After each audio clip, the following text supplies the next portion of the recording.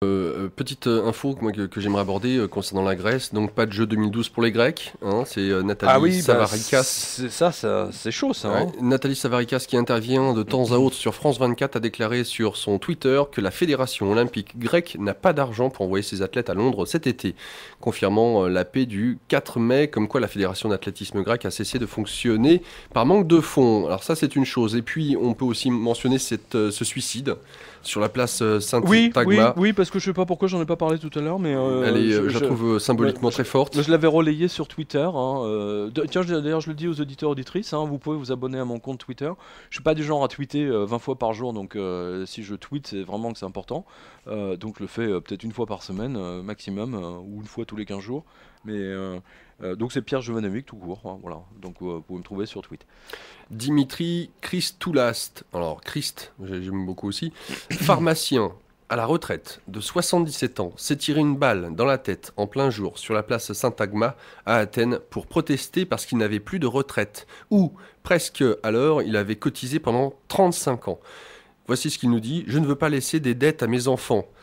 Fin de citation. Près de 2000 personnes sont venues déposer des fleurs et des bougies sur le lieu où il a mis fin à ses jours avant que l'Assemblée ne dégénère avec une charge de police qui fera même 2 journalistes grecs blessés. Lire ici Hécate. Il était vital pour le gouvernement de ne pas laisser la population se rassembler au nom de ce mort et de s'en prendre aux télés.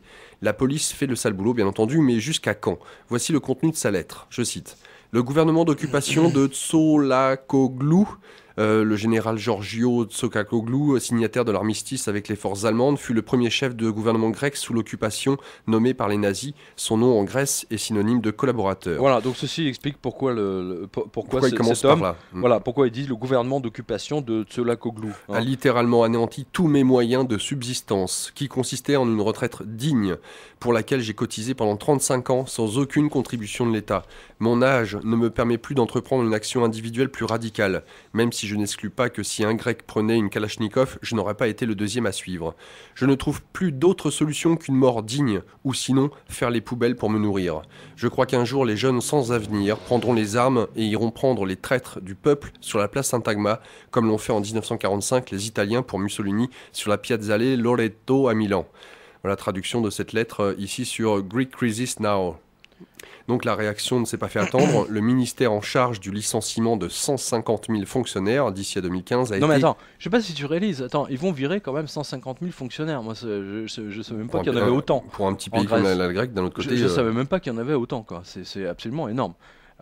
Donc ils vont les virer d'ici 2015. Donc voilà, c'est vraiment un pays qui a été mis en esclavage. Franchement, nous on l'a chroniqué, hein, tous nos auditeurs, ils ont suivi ça. Et donc ça a été plastiqué lundi. Lundi ou dimanche, je m'en souviens pas.